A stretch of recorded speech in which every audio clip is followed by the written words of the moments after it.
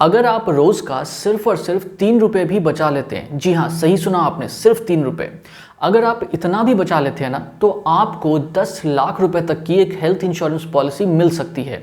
और ये जो हेल्थ इंश्योरेंस पॉलिसी आपको मिलेगी ना, इसकी एक खासियत ये है कि आपका इलाज का जो खर्चा है ना वो कितना ही क्यों ना हुआ हो, मतलब आपने फ्री में क्यों ना करवाया हो, कंपनी आपसे पूछने नहीं आएगी। जैसे ही बीमारी का पता चलेगा कंपनी आपको इकट्ठा एक साथ एक लमसम अमाउंट पे कर देगी। जैसे आपने अगर 10 लाख रुपए की पॉलिसी खरीदी तो आपको 10 लाख रुपए दे देगी वो। उसके बाद आपको जितना खर्चा करना है वो आपके ऊपर डिपेंड करता है, वो आपसे ज़्यादा पूछताछ नहीं करेगी। फिर इसके बाद में कुछ केसेस में आपको ये वाली पॉलिसी खरीदने के लिए ना किसी भी प्रकार के कोई मेडिकल चेकअप की भी ज़रूरत नहीं पड़ती। तो कुल मिला के देखा जाए तो ये जो पॉलिसी है ना ये आपके लिए काफ़ी ज़्यादा फायदेमंद साबित होने वाली है। तो ये पॉलिसी कौन सी है, इसके सारे डिटेल्स क्या हैं, ये सब कुछ जानेंगे हम आज की इस वीडियो में। तो आप बस इस वीडियो में अंत तक बने रहें। नमस्कार दोस्तों, मेरा नाम है रजनीश झा और आप देख रहे हैं आपका चैनल मनी उपाय, एक कदम मेरी की ओर। चलिए शुरू करते हैं।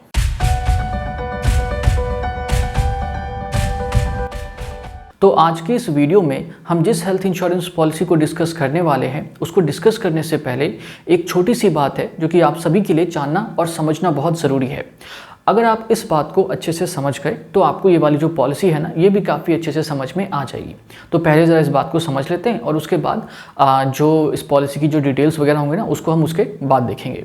और हाँ, आप अभी स्किप मत कर देना क्योंकि ये बहुत ज़रूरी डिस्कशन अभी हम करने वाले हैं। अगर आप इसको स्किप कर देंगे ना तो फिर आपको ये जो पॉलिसी है वो समझ में भी नहीं आएगी और फिर आपका कोई मतलब कुछ क्लियरिटी नहीं आ पाएगी, ठीक है ना। तो इसलिए इसको स्किप मत करना, अभी जो भी मैं बोलूँगा ना उसे ज़रा ध्यान से सुनना आप लोग, ठीक है। चलिए तो शुरू करते हैं। तो देखिए, एक शहर में ना वरुण और तरुण नाम के दो लड़के रहते थे, ठीक है। इन दोनों की जो एज है ना वो 30 साल के लगभग की है और दोनों ही एक नॉर्मल मिडिल क्लास फैमिली से जो है वो बिलोंग करते हैं। इनकी जो मंथली इनकम है वो 25-30 हज़ार रुपये के लगभग की है और इन दोनों ने ही हेल्थ इंश्योरेंस पॉलिसी नहीं खरीदी है। इन दोनों का मानना है कि जो हेल्थ इंश्योरेंस पॉलिसी है ना वो पैसे की बर्बादी है और हर साल कोई बीमार तो पड़ता नहीं है और कभी कभार अगर बीमार पड़ भी गए तो उतनी सेविंग्स हमने करके रखी हुई है कि हम अपने जो इलाज का खर्चा है ना वो मैनेज कर लेंगे, ठीक है। तो दोनों की जो परिस्थिति है वो लगभग सेम ही है और दोनों ही जो है वो अपने परिवार के सोल अर्नर है, मतलब इनका जो परिवार है ना वो आर्थिक रूप से पूरी तरह से इन्हीं के ऊपर डिपेंड करता है। अच्छा, अब होता क्या है कि अगर हम पहले बात करें इस वरुण की तो ये जैसे आजकल का जो हिसाब किताब वो थोड़ा ठीक नहीं है, तो हम हर आदमी जो है हर साल में या कभी 2 से 3 साल में एक बार बीमार ज़रूर पड़ता है। तो वैसे ही वरुण भी बीमार पड़ जाता है और जब ये बीमार पड़ता है तो कभी 5,000 रुपये, कभी 10,000 रुपये, फिर कभी ऐसा भी होता है कि इसको 1-1.5 महीने की छुट्टी भी लेनी पड़ जाती है अपनी जॉब वगैरह से, तो वो सैलरी भी नहीं आती है इसकी। तो इसका जो नुकसान है ये हो जाता है, बट इतने पैसे इसने बचा के रखे हुए हैं कि इसका ये सब कुछ मैनेज हो जाता है क्योंकि 20-25 हज़ार रुपये या इवन 40-50 हज़ार रुपये भी अगर खर्च होते हैं तो ये उतनी बड़ी रकम नहीं है, आदमी इसको मैनेज कर सकता है। जब हेल्थ इंश्योरेंस प्लान्स नहीं होते थे तब भी लोग इतना खर्चा तो आराम से मैनेज कर ही लेते थे, ठीक है। तो ये कर लेता है। कभी कभार हो जाता है कि इसको थोड़ा बहुत अपने जान पहचान वालों से कर्जा वर्जा भी लेना पड़ता है, लेकिन वो उसको भी आराम से चुका देता है बहुत जल्दी, तो सब कुछ इसका मैनेज हो जाता है। इसकी जो आर्थिक स्थिति है ना उसके ऊपर कोई खास फर्क नहीं पड़ता, ठीक है, कहने का ये मतलब है। तो ये जो वरुण है ना ये बहुत खुश है कि हाँ मैंने कोई हेल्थ इंश्योरेंस पॉलिसी नहीं खरीदी हुई है, मैं आराम से इसके बिना भी मैनेज कर लेता हूँ सब कुछ अपना, ठीक है। तो इसका केस क्लोज हो गया यहाँ पे। अब बात करते हैं दूसरे वाले किरदार की जो कि है तरुण। तो तरुण का भी वही सब हिसाब किताब है, वो भी छोटा मोटा जो हर 2 साल में कभी छोटी मोटी बीमारी उसको लग जाती है तो वो आराम से मैनेज कर लेता है। लेकिन एक बार ऐसा हुआ कि तरुण जो है वो कैंसर जैसी गंभीर बीमारी का शिकार हो गया। और आजकल के टाइम में आप जानते होंगे कि कैंसर, हार्ट अटैक, पैरालिसिस हो गया, तो ये सब चीज़ें जो है ना बहुत कॉमन हो गई हैं। पहले की तरह नहीं रहा कि कभी कभी सुनने में आता था कि जो तम्बाकू खाते हैं, जो शराब बहुत ज़्यादा पीते हैं तो उनको कैंसर वगैरह ये सब चीज़ें हो जाती हैं, किडनी की प्रॉब्लम होती है। अब आप कुछ मत करिए फिर भी आपको जो होने का खतरा है ना वो बना ही रहता है। तो तरुण भी इस गंभीर बीमारी का शिकार हो जाता है। अच्छा, अभी तरुण का जो ये कैंसर है ना ये बिल्कुल अर्ली स्टेज में है, तो अभी आराम से अगर इसका इलाज करवाएंगे तो ठीक हो सकता है तरुण। लेकिन दिक्कत क्या है? दिक्कत यह है कि अब ये उतने बड़े परिवार के लोग तो है नहीं, 25-30 हज़ार रुपये कमाने वाले लोग हैं। तो अब इनके मन में जो पहली ख्वाहिश आई वो ये कि मैं किसी प्राइवेट हॉस्पिटल में इलाज करवा लूँ ताकि जल्दी से जल्दी मेरा इलाज जो है वो शुरू हो जाए और मैं ठीक हो जाऊं। और हर परिवार यही चाहेगा क्योंकि सरकारी हॉस्पिटलों की जो इमेज है हमारे देश के अंदर में वो उतनी अच्छी नहीं है। लेकिन अब दिक्कत ये है कि अगर कैंसर का इलाज करवाने किसी प्राइवेट हॉस्पिटल में चले गए ना, तो 8-10 लाख रुपए तो कहीं नहीं जाएंगे, वो आराम से खर्च हो जाएंगे सब मिला जुला करके। तो अब इतने पैसे तो इनके पास है नहीं, अब 8-10 लाख रुपए का लेना है तो कहीं से फिर कर्जा मांगना पड़ेगा बहुत, और इतना कर्जा मिलेगा भी कि नहीं ये भी नहीं पता किसी को। तो इन्होंने कहा कि चलो इसको तो भी रहने ही देते हैं, किसी अच्छे से सरकारी हॉस्पिटल में इलाज करवा लेते हैं। अब दिक्कत ये है कि जिस शहर में ये रहते हैं उस शहर के अंदर में सरकारी हॉस्पिटल मतलब इस कैंसर के मामले में ना उतना कोई अच्छा है नहीं, तो इनको आना पड़ेगा दिल्ली या फिर ये इनको जाना पड़ेगा मुंबई। तो ये दिल्ली आए, अब दिल्ली में आएंगे तो इलाज जो है वो कोई 1-2 दिन का इलाज तो है नहीं, वो महीनों का इलाज होता है। तो इनको अब कुछ महीने यहीं पे बिताने पड़ेंगे दिल्ली के अंदर। तो अब इनको एक घर किराए पे लेना है, फिर रहने का, खाने पीने का सबका खर्चा। अच्छा बच्चे वगैरह भी हैं, अब उनकी पढ़ाई लिखाई भी देखनी पड़ेगी। तो ये सारे खर्चे, भले ही इनका सरकारी हॉस्पिटल में इलाज फ्री में हो जाएगा, लेकिन उसके अलावा भी तो बहुत सारे खर्चे होते हैं। और सबसे बड़ी बात क्या रहेगी कि इतने टाइम तक इनकी इनकम बंद रहेगी, तो इनकम आएगी नहीं और खर्चे जो हैं वो होते रहेंगे। तो अब इनको सरकारी हॉस्पिटल में भी अगर ये इलाज करवाने जाते तो भी इनको लाखों रुपए की ज़रूरत है। अब यहाँ पर आकर के जो हमारे तरुण भाई साहब हैं ये फंस गए। अब कैंसर जैसी बीमारी है, इलाज तो करवाना ही पड़ेगा, अगर इग्नोर कर देंगे तब तो फिर और भी ज़्यादा दिक्कत हो जाएगी। तो ये जो परिस्थिति है ना तरुण की, ठीक है, मैं इस परिस्थिति के ऊपर आपका थोड़ा सा जो ध्यान है ना वो आकर्षित करना चाहूँगा। देखिए वरुण बच गया, छोटी मोटी बीमारी थी, अपने सेविंग्स वगैरह से इलाज करवा लिया या थोड़ा मोड़ा कर्जा ले लिया, कोई दिक्कत नहीं है। लेकिन जब इतनी बड़ी बीमारी होती है ना तो थोड़े मोड़े कर्जे से काम चलता नहीं है, और इतनी सेविंग्स भी किसी ने करके नहीं रखी होती है कि वो इस बड़ी बीमारी का जो इलाज है वो करवा सके। और एक्चुअली में ना किसी को नहीं पता होता कि इस बीमारी के इलाज में कितना खर्चा आएगा, ठीक है।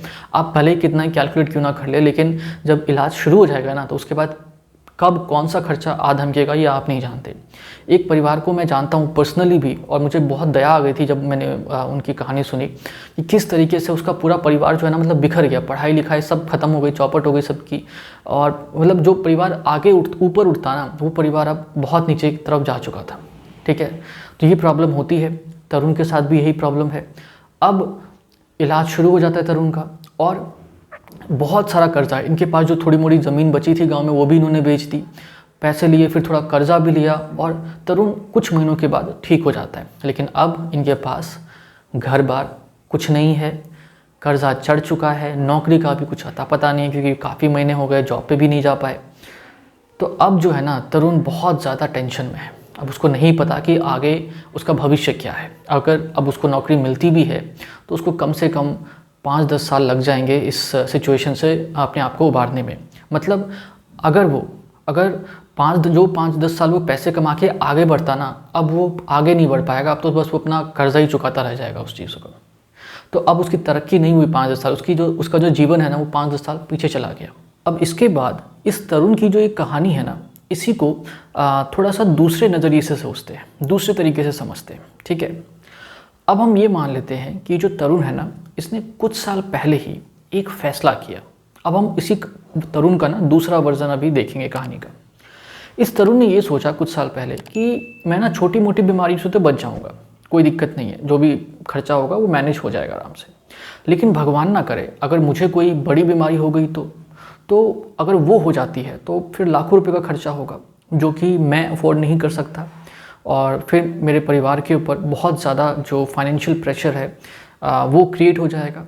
तो इसने सोचा कि जो नॉर्मल हेल्थ इंश्योरेंस प्लान्स होते हैं ना उसको तो मैं नहीं लूँगा, वो मैं आराम से मैनेज कर लूँगा, लेकिन ये जो बड़ी बीमारियां हैं ना इनसे बचने के लिए मैं एक ऐसी हेल्थ इंश्योरेंस पॉलिसी खरीद लेता हूँ जो मुझे इनके खर्चों से जो है ना बचा सके।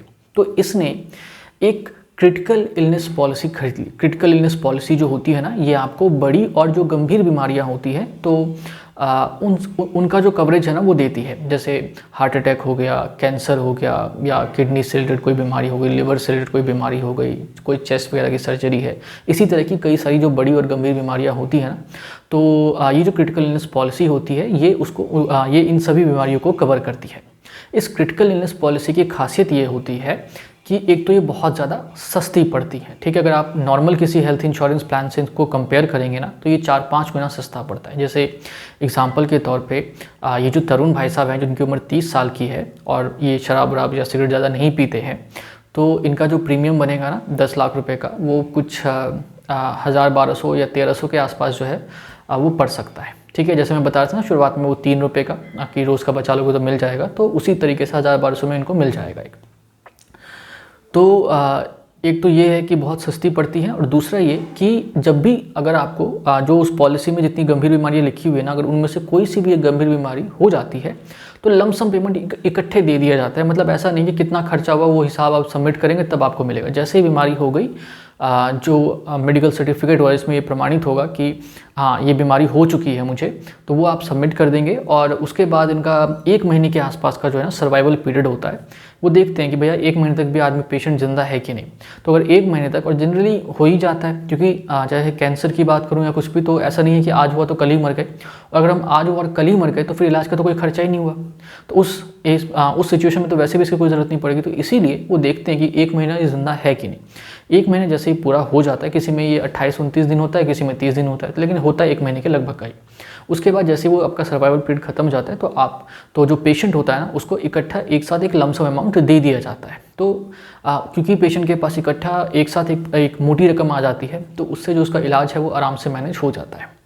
तो तरुण ने यही काम किया। उसने सोचा कि ये वाली जो पॉलिसी है ना, ये ज़रूरी है, भले ही मैं और कोई हेल्थ इंश्योरेंस प्लान खरीदूँ ना खरीदूँ, ये वाला खरीद लेता हूँ।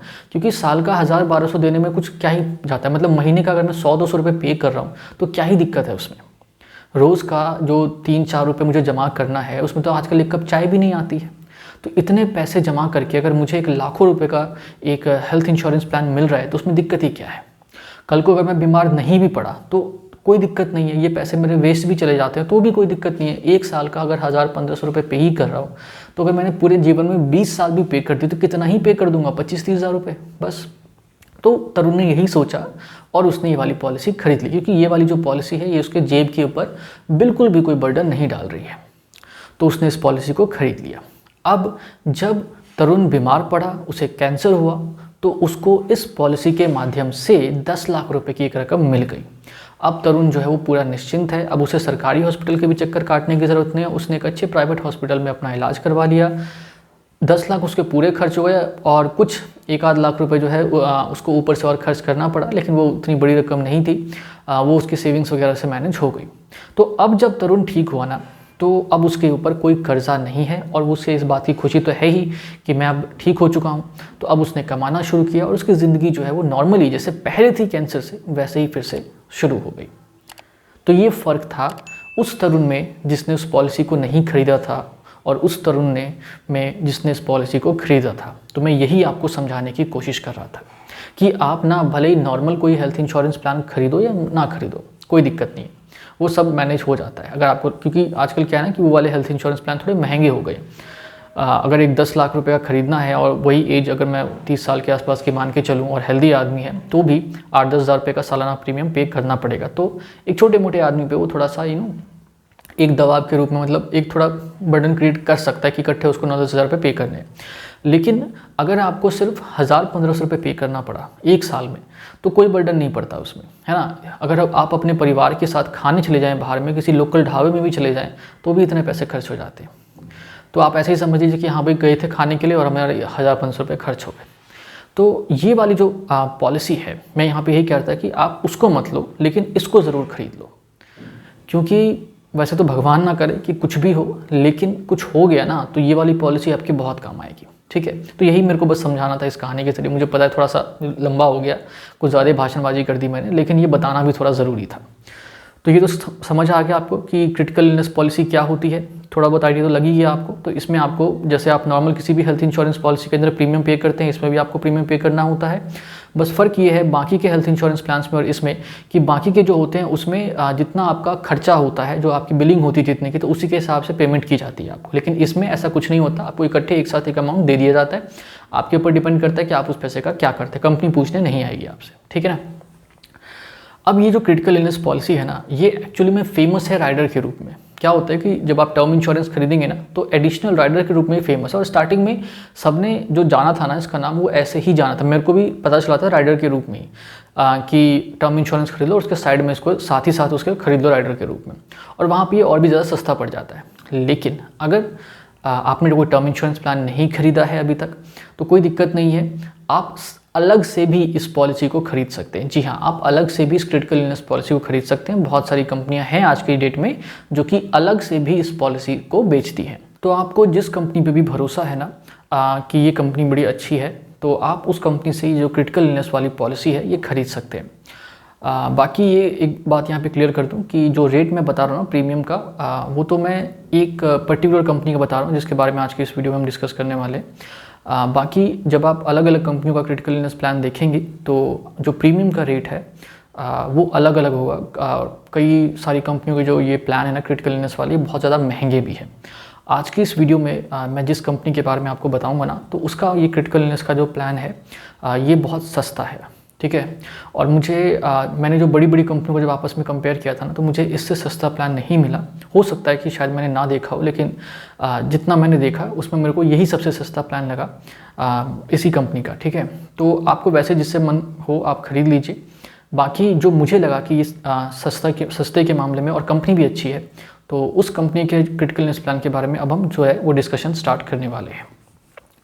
तो सबसे पहले जिस कंपनी के क्रिटिकल इलनेस पॉलिसी को हम डिस्कस करने वाले हैं उस कंपनी का नाम जान लेते हैं। तो उस कंपनी का नाम है SBI जनरल इंश्योरेंस। अब सबसे पहले ये जान लेते हैं कि जो SBI जनरल इंश्योरेंस है ना, तो मैंने इसी कंपनी का चुनाव क्यों किया। मैं बाकी कंपनियों को भी तो चुन सकता था, मैं टाटा AI को भी चुन सकता था, मैं HDFC अर्गो को भी चुन सकता था, मैं स्टार हेल्थ इंश्योरेंस को भी चुन सकता था, मैं ICICI लोम्बार्ड को भी चुन सकता था। तो मैंने इसी कंपनी को क्यों चुना? तो देखिए, एक तो जो सबसे पहला रीज़न है वो ये है कि इसका जो प्रीमियम है ना वो मेरे को सस्ता लगा। जब मैं थोड़ा बहुत देख रहा था कुछ कंपनियों का, तो मेरे को उन सब के कंपैरिजन में इसका जो प्रीमियम है ना वो थोड़ा सस्ता लगा। हो सकता है कि शायद मैंने कुछ इन्फॉर्मेशन में ना देख पाया हूँ सस्ते के मामले में, लेकिन जितना मैंने देखा मेरे को ये सस्ता लगा उसमें। और उसके बाद जो दूसरी चीज़ थी वो ये कि ये कोई छोटी मोटी कंपनी है नहीं SBI, ठीक है ना। ये भी एक काफ़ी बड़ी कंपनी है, तो कंपनी का साइज़ भी काफ़ी बड़ा है।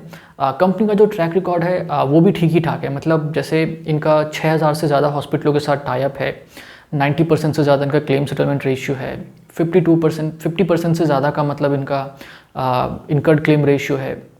हालांकि ये थोड़ा सा और होना चाहिए था तो अच्छा होता, बट ठीक है, मैनेजेबल है, कोई दिक्कत नहीं है। इसके अलावा 100 बिलियन से ज़्यादा ये लोग क्लेम्स जो है वो हैंडल कर चुके हैं। मैं पॉलिसी बाज़ार पे इनका ये इन्फॉर्मेशन पढ़ा तो उसी पे लिखा हुआ था कि ये अब तक टोटल 100 बिलियन से ज़्यादा जो क्लेम्स है उसको हैंडल कर चुके हैं। और 100 बिलियन बहुत ज़्यादा होते हैं, है ना। तो कहने का मतलब ये है कि कंपनी एक अच्छी कंपनी है, साइज़ में काफ़ी बड़ी है, लाखों लोग इससे पॉलिसी खरीद चुके हैं अभी तक। तो कई सारे लोगों का भरोसा है इसके ऊपर, लाखों लोगों का। तो और SBI जितना बड़ा ब्रांड तो है ही इसके साथ में।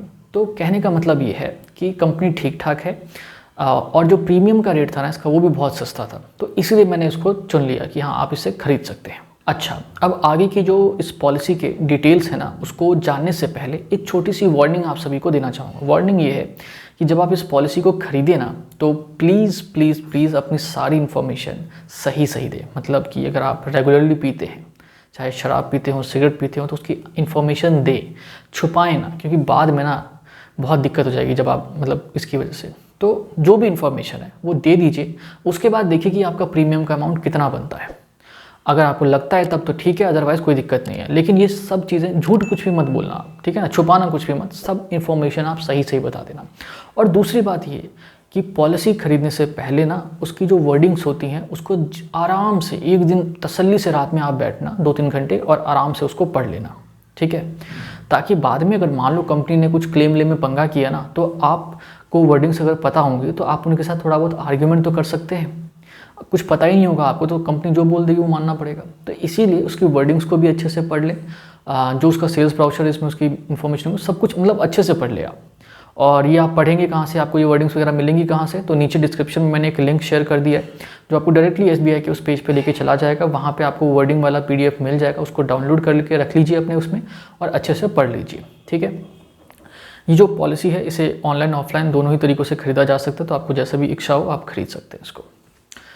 तो ये चीज़ तो हो गई क्लियर। अब ज़रा एक एक करके ये जो पॉलिसी है ना इसकी जो टेक्निकल डिटेल्स हैं, अब देखिए सब कुछ बताना तो पॉसिबल नहीं है, लेकिन जो मोटी मोटी इन्फॉर्मेशन है जो आपके लिए जानना बहुत ज़रूरी है तो वो मैं आपको अब बता देता हूँ। तो चलिए अब ज़रा इस पॉलिसी की जो डिटेल्स हैं उनके बारे में एक एक करके जान लेते हैं। तो देखिए इस पॉलिसी में ना मुख्य रूप से टोटल जो 13 जो गंभीर बीमारियां हैं, जो बड़ी बीमारियां हैं, जो आजकल काफ़ी कॉमन है, तो उन सभी को शामिल किया गया है।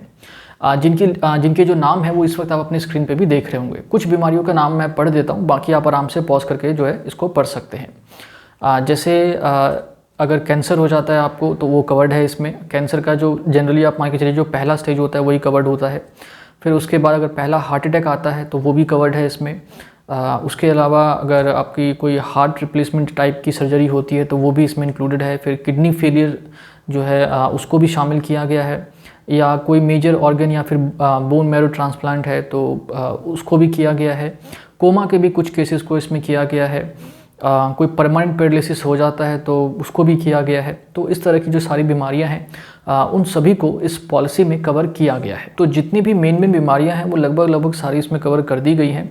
आप इन सभी के जो नाम है वो आराम से इस वीडियो को पॉज करके पढ़ सकते हैं। अब एक बात यहाँ पर मैं फिर से क्लियर कर दूँ कि जितनी भी बीमारियाँ मैंने बताई हैं ना, तो इन सभी बीमारियों में 28 दिन का सर्वाइवल पीरियड है। ये मैं पहले भी बता चुका था थोड़ी देर पहले भी, और फिर से एक बार रिपीट कर देता हूँ कि 28 दिन का सर्वाइवल पीरियड है। तो अगर 28 दिन से पहले मृत्यु हो जाती है तो फिर क्लेम का पैसा नहीं मिलेगा। 28 दिन के बाद ही आप क्लेम के लिए एलिजिबल हो पाएंगे। और एक बात यहाँ पे और आपको समझना ज़रूरी है कि अगर पहले से ही कोई आपको बीमारी है ना, मतलब जब आप पॉलिसी खरीद रहे हैं और या तो वो बीमारी आपको हो चुकी है या आपको पहले से उस टाइम पर है, तो इस सिचुएशन में जो वेटिंग पीरियड है ना वो लगभग 48 मंथ्स के आसपास का है। और जनरली सभी में आपको ये 48 मंथ्स का ही होता है, बट फिर भी जब आप खरीदेंगे तो एक बार कंफर्म कर लें कि जो मेरी पुरानी बीमारियां हैं उसका कवरेज कितने साल तक जो है वो नहीं मिलेगा मेरे को। तो एक वेटिंग पीरियड होता है, जैसे 3 से 4 साल बीतेंगे, 4 साल बीत जाएंगे, उसके बाद ही उस बीमारी का जो कवरेज है वो आपको मिल पाएगा। ठीक है, तो ये बात भी आपके लिए यहाँ पर जानना बहुत ज़रूरी है। तो कौन कौन सी बीमारियों को शामिल किया गया है ये बात तो आप समझ गए। अब इसके बाद ये जान लेते हैं कि किन किन को शामिल नहीं किया गया है। तो देखिए वैसे तो कई सारी चीज़ें हैं जिनको शामिल नहीं किया गया इस पॉलिसी में, लेकिन जो मेन चीज़ें हैं ना वो मैं आपको बता देता हूँ। और ये जो मैं बताऊँगा ये आपको मैक्सिमम किसी भी कंपनी का आप खरीद लें तो उन सब में आपको देखने को मिल जाएगा। डिटेल में पढ़ना चाहते तो नीचे लिंक जो है मैंने शेयर कर दिया है, उस पर क्लिक करके आप उसे डाउनलोड कर लेना एंड देन आप आराम से पढ़ सकते हो। ठीक है, तो अभी जिन जिन चीज़ों को शामिल नहीं किया गया है ना तो वो मैं आपको ज़रा बता देता हूँ। ठीक है, तो देखिए किसी भी प्रकार के ड्रग्स या अल्कोहल के कंजम्पशन की वजह से अगर कोई कॉम्प्लिकेशन अराइज होता है, मतलब आप शराब सिगरेट पीते हैं या ड्रग्स वगैरह लेते हैं, इस तरह की कोई भी चीज़ अगर होती है तो उस चीज़ को कवर नहीं किया गया है इस पॉलिसी में। आपने जानबूझ के अपने साथ कुछ करने की कोशिश करी है या सुसाइड वगैरह करने की कोशिश करी तो उससे उसके जो मतलब कॉन्सिक्वेंसेज जो होते हैं, जो कुछ प्रॉब्लम क्रिएट हो जाती है तो उसको शामिल नहीं किया गया है। अगर आप किसी भी प्रकार के एडवेंचर स्पोर्ट्स में शामिल है, जैसे ट्रैकिंग हो गया, पैराग्लाइडिंग हो गया, स्काई डाइविंग वगैरह हो गया, तो इस तरह की कोई चीज़ अगर आप करते हैं और उसकी वजह से कुछ हो जाता है तो उसको शामिल नहीं किया गया है। फिर इसके बाद अगर आप किसी भी प्रकार के मिलिट्री ऑपरेशंस में शामिल हैं या वॉर वाली सिचुएशंस वगैरह में शामिल हैं तो इस तरह के चीज़ों की वजह से अगर कुछ कॉम्प्लिकेशन अराइज होती हैं तो उसको भी इसमें शामिल नहीं किया गया है। किसी भी प्रकार के जो मेंटल प्रॉब्लम्स होती हैं तो उसको भी इसमें शामिल नहीं किया गया है। फिर इसके अलावा में अगर वेटिंग पीरियड के दौरान में जैसे मैंने बताया था अभी कुछ देर पहले कि अगर कोई पुरानी बीमारी है आपकी और तो उसका एक वेटिंग पीरियड होता है, तो अगर उस वेटिंग पीरियड के दौरान में भी कुछ हो गया आपको उसी पुरानी बीमारी की वजह से तो उसको भी इसमें शामिल नहीं किया जाएगा। फिर इसके अलावा अगर फीमेल हैं आप तो प्रेगनेंसी के टाइम पे या डिलीवरी वगैरह के टाइम पे कोई किसी प्रकार की कोई कॉम्प्लिकेशंस अराइज होती हैं तो उस चीज़ को भी इसमें शामिल नहीं किया जाता। इसके अलावा अगर कोई प्लास्टिक सर्जरी वगैरह होती है तो उससे कोई प्रॉब्लम अगर अराइज होती है तो उसको भी शामिल नहीं किया जाता। तो इसी तरह की कई सारी कुछ चीज़ें हैं जिनको शामिल इस पॉलिसी में नहीं किया गया। मेन क्या है ना कि इस पॉलिसी में ना जो आजकल बड़ी बीमारियां हैं जैसे कैंसर हो गया, हार्ट अटैक हो गया, या कोई ऑर्गन ट्रांसप्लांट करवाना है जैसे किडनी बदलवानी है या कुछ लीवर वगैरह, तो इस तरह की जो मेन प्रॉब्लम्स होती है ना जो आदमी के हाथ में नहीं है, मतलब आजकल के टाइम में, जैसे अगर मान लो जैसे एडवेंचर स्पोर्ट्स को इन्होंने शामिल नहीं किया, आप पहाड़ चढ़ रहे हैं तो अपनी मर्जी से ही गए थे आप चढ़ने के लिए, है ना, आपको पता है कि उसमें क्या रिस्क है। आप स्काई डाइविंग कर रहे हैं, आपको पता है उसमें क्या रिस्क है। आप लड़ने गए हैं वॉर में, आप आर्मी में हैं, आपको पता है कि क्या रिस्क है। तो इन सभी सिचुएशन में तो आपको पता ही है ना कि क्या है, तो आप उसके बाद भी इंटेंशनली जा रहे हैं उसके अंदर में। शराब पीने से आपको पता है ज़्यादा कि बीमारी हो सकती है, तो इस तरह की चीज़ों को इसलिए ये लोग शामिल नहीं करते इसमें। जो चीज़ आपके हाथ में नहीं है, मतलब ये एक उस आदमी को ये सपोर्ट करने की कोशिश करती है पॉलिसी जो आराम से एक साधारण सी ज़िंदगी जी रहा है, अपना नौकरी पे जाता है, घूमता है फिरता है, नॉर्मली खाता पीता है सब कुछ। तो उस आदमी को अगर कोई समस्या क्रिएट हो जाती है ना, तो ये उसकी चीज़ों के लिए बनाया गया है।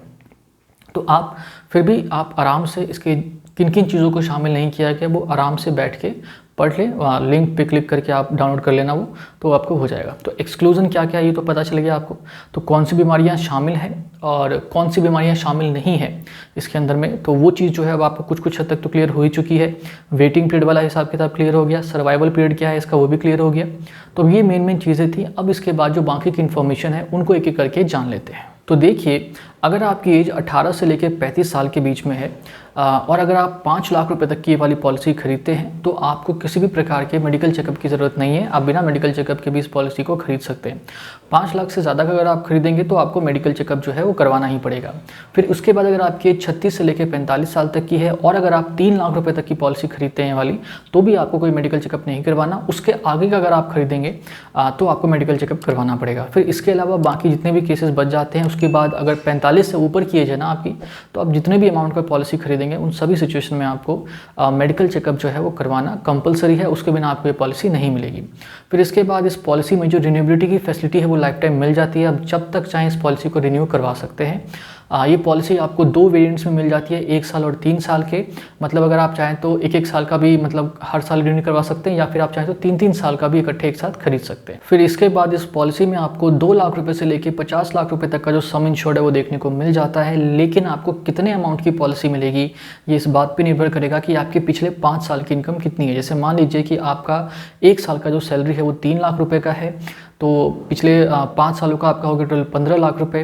तो 15 लाख रुपए तक का ही आपको मैक्सिमम जो है वो मिल पाएगा सम इंश्योर्ड जो है। और मैक्सिमम लिमिट तो मैंने आपको बता दी कि मैक्सिमम 50 लाख रुपए से आगे ये नहीं बढ़ सकता। तो 2 लाख से लेकर 50 लाख के बीच में जो है आप इस पॉलिसी को खरीद सकते हैं। फिर इसके बाद 18 से जो एज की अगर मैं बात करूं तो 18 से लेकर 65 साल के उम्र तक का कोई भी इंसान हमारे देश का इस पॉलिसी को खरीद सकता है। फिर इसके अलावा आपको इसमें अंडर सेक्शन 80D का जो टैक्स बेनिफिट है वो भी देखने को मिल जाता है। फिर इसके बाद इस पॉलिसी में आपको 15 दिनों का जो फ्री लुक पीरियड है वो भी देखने को मिल जाता है। मतलब कि पॉलिसी खरीदने के अगर कुछ दिनों के बाद आपको लगता है कि मेरे को ये पॉलिसी नहीं चाहिए तो आप इसे वापस भी कर सकते हैं। फिर आपको 30 दिनों का जो ग्रेस पीरियड है प्रीमियम पे करने के लिए वो भी इसमें देखने को मिल जाता है। बाकी एज क्राइटेरिया वगैरह और टैक्स बेनिफिट ये सब तो मैं बता ही चुका हूँ आपको मेडिकल चेकअप वगैरह के बारे में। तो अब लगभग जो मेन इन्फॉर्मेशन है वो सारी जो है हमने कवर कर ही ली है। बाकी कुछ एक आध इन्फॉर्मेशन और होंगी, ज़रूर होंगी, क्योंकि बहुत सी चीज़ें होती हैं कि इन पॉलिसीज़ में जानने के लिए। तो उनको जानने के लिए आप आराम से जो लिंक मैंने दिया है नीचे में उस पर क्लिक करके उस वर्डिंग्स को डाउनलोड कर लेना और अच्छे से पढ़ लेना। तो उसमें आपको सब कुछ डिटेल से पता चल जाएगा। जो मेन बातें हैं वो लगभग मैंने आपको यहाँ पे बताई दी है। तो अब ऑलमोस्ट सारी इन्फॉर्मेशन जो है वो कवर हो चुकी हैं इसकी, और अब बस एक एग्जांपल रह गया खाली। ठीक है, तो मैं अब आपको ना थोड़ा एज के हिसाब से आपका कितना प्रीमियम लग सकता है वो मैं आपको थोड़ा सा बता देता हूँ बस। तो चलिए ज़रा अब उसके बारे में जान लेते हैं। तो देखिए, अगर आप 10 लाख रुपए की वाली पॉलिसी खरीदते हैं और आपकी एज जो है वो 26 से 30 साल के बीच में है, तो आपको एनुअल बेसिस पे 1190 रुपये के लगभग का जो प्रीमियम है वो पे करना पड़ेगा। और ये जो प्रीमियम का अमाउंट है ना, ये जीएसटी को निकाल के, मतलब जीएसटी अलग से आपको पे करना है इस पर बिना जीएसटी के। अभी जो 1190 रुपये है, अगर आप इसको पर डे के हिसाब से इसका कॉस्ट देखेंगे ना, तो ये 3 रुपये के लगभग का ही पड़ता है। फिर इसके बाद 31 से 35 साल के बीच में अगर आपकी एज है तो आपको 2130 रुपये का जो एनुअली प्रीमियम है वो आपको पे करना है। आपकी एज अगर 36 से 40 साल के बीच में है तो आपको 4980 का प्रीमियम पे करना है। और अगर आपकी एज 41 से 45 साल की है तो आपको फिर 9190 रुपये जो है 1 साल के वो पे करने हैं। और इसी तरीके से जितनी आपकी एज बढ़ती चली जाएगी तो आपका जो प्रीमियम का अमाउंट है वो भी बढ़ता चला जाएगा। तो अब इसके बाद आपको प्रीमियम का भी थोड़ा बहुत आइडिया जो है वो लग गया होगा। बाकी ये जो प्रीमियम का अमाउंट है ये आपके एज के हिसाब से, आप जिस एरिया में रहते हैं उस एरिया के हिसाब से, आपकी जो हेल्थ कंडीशन है उसके हिसाब से थोड़ा बहुत जो है वो अलग अलग आएगा। मतलब ऐसा नहीं है कि मैंने जो बता दिया वही सही है। जब आप ये सारी इन्फॉर्मेशन पुट करेंगे तो आपके हिसाब से कौन सा मतलब प्रीमियम रहेगा उस टाइम पे वो आपको उसी टाइम पता चलेगा। ठीक है, थोड़ा बहुत अलग जो है ये रहेगा। तो अब लगभग इस पॉलिसी की जितनी भी मेन जानकारियाँ हैं उन सभी को हम कवर कर चुके हैं। तो अगर आप इस पॉलिसी को अब और डिटेल में जानना चाहते हैं तो नीचे डिस्क्रिप्शन में लिंक शेयर किया है, उस पर क्लिक करें, डाउनलोड करें उसके वर्डिंग्स को, आराम से पढ़ लें। तो उसमें आपको सब कुछ A to Z पता चल जाएगा। ठीक है, एक बात और यहाँ पे मैं क्लियर कर दूँ कि ये कोई स्पॉन्सर्ड वीडियो नहीं है, मतलब मैंने पैसे वैसे नहीं लिए, ये बिल्कुल एक नॉर्मल जेन्युइन वीडियो है मेरी, ठीक है। तो अब लगभग सारी चीज़ें कंप्लीट हो ही चुकी हैं। बाकी मुझे लग रहा है कि मैं वीडियो बहुत लंबी बना चुका हूँ, बट कोई दिक्कत नहीं है, टॉपिक इंपॉर्टेंट था, तो अगर थोड़ा बहुत लंबा डिस्कशन हो भी जाता है तो कोई दिक्कत नहीं होनी चाहिए इसमें। तो वीडियो बस अब यहीं पे अब समाप्त होती है। अगर आपको ये वीडियो पसंद आई है तो इस वीडियो को लाइक और शेयर ज़रूर करें।